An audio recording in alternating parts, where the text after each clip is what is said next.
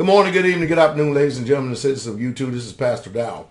Some of us are seriously concerned about our health, our welfare, and our being. Some of us are at the mercy of the food chains here in this country, and some of us, we do not have to be at mercy of these food chains here in this country. It's just that we choose to.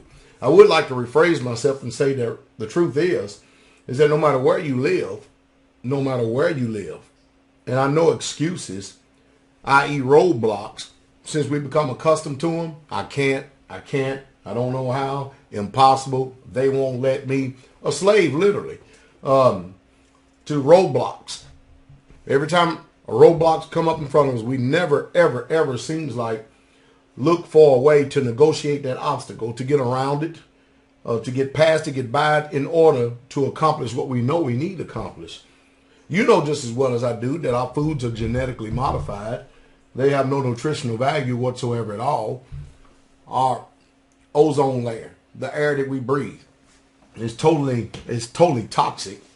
We have all the drugs that people pee out in the municipal water supply, as well as the drugs they shoot up and stuff. It's going down and into the water supply, and it's corrupting the plant life, the trees. I mean, we're literally in trouble as a people. And of course, the powers that be know that the way that you control a population is keep it sick. And of course, you want to keep it docile, put fluoride in their toothpaste. And not only that, fluoride in their drinking water. That'll keep them docile. Now, anyway, I'm here to report on the devastating impact of Monsanto practices on U.S. farmers. You're not going to hear this on mainstream news media. You can forget about it, wipe it out of your mind. Anyway, the Center for Food Safety, the new Center for Food Safety, exposes devastating impact of Monsanto practices on U.S. farmers. Today, 1 week before the Supreme Court hears the argument in Bowman versus Monsanto Corporation or Company, the Center for Food Safety and Save Our Seeds launched a new report, Seed Giants versus U.S. Farmers. And I include these links right here below, right here, hopefully that you can be able to read these things.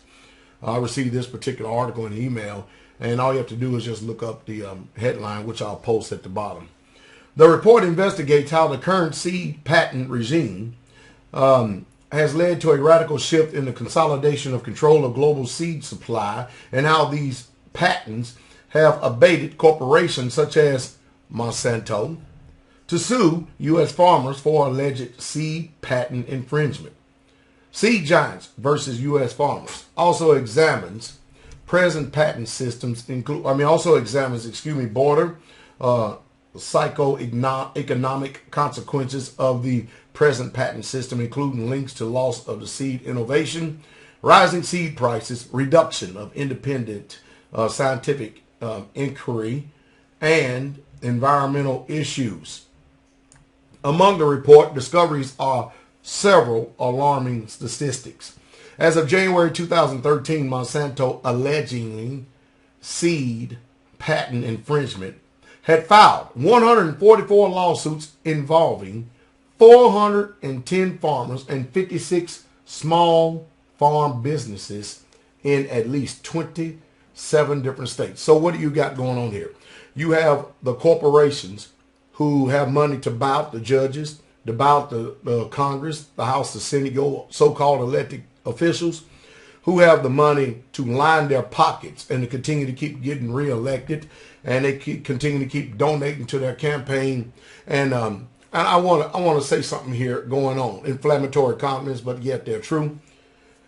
Yes, it may be true that you and I are taxpayers. And yes, many of you are still under the illusion that your taxes are paying the salary of the police and the politicians. We're dealing with the politicians right now.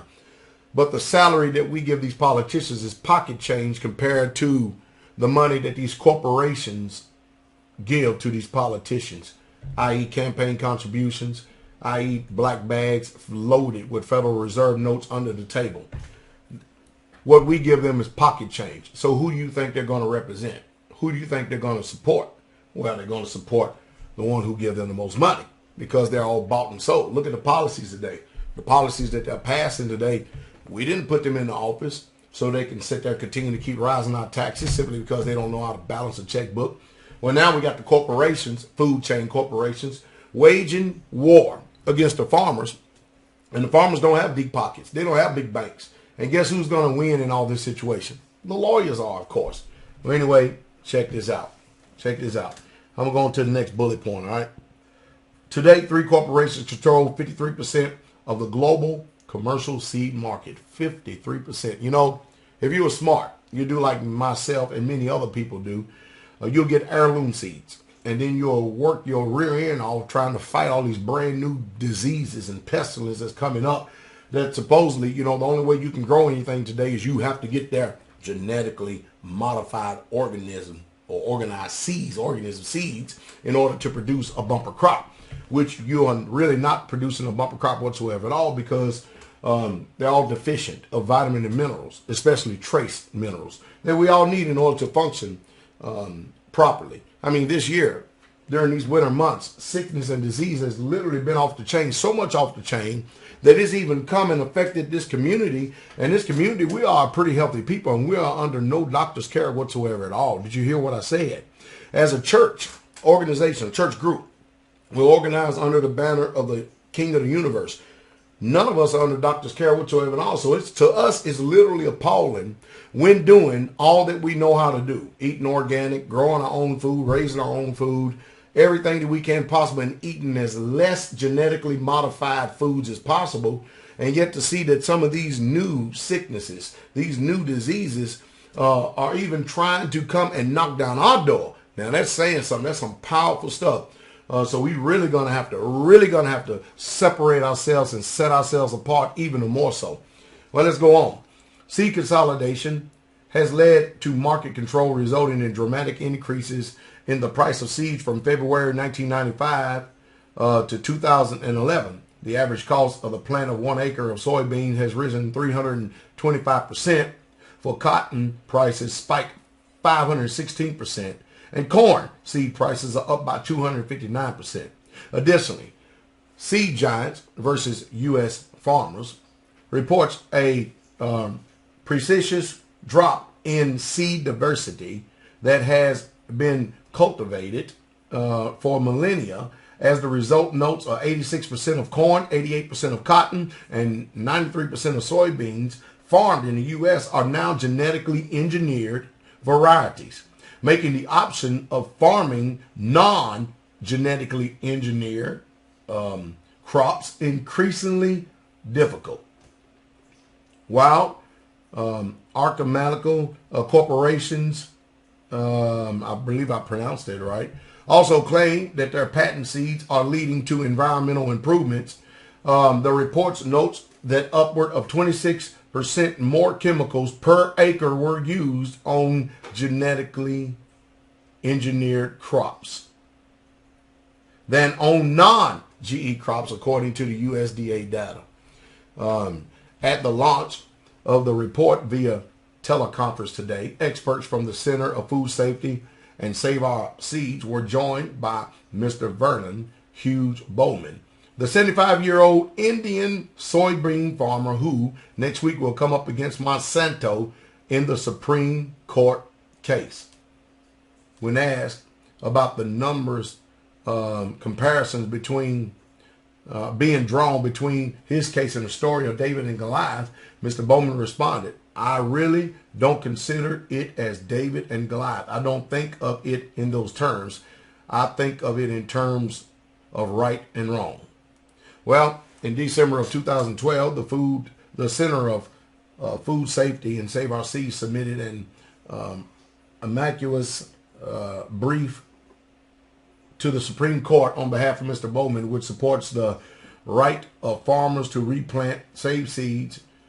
Arguments in the case are scheduled for February 19th. Well,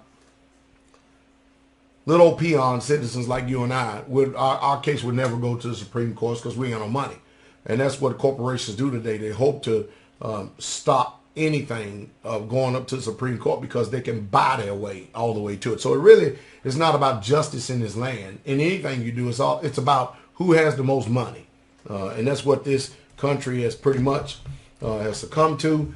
But my advice to each and every last one of you is, no matter what the system says, no matter what they say do, you learn how to grow your own food. You better learn, because if you don't, believe you me, you have no alternative but to trust in their sick system.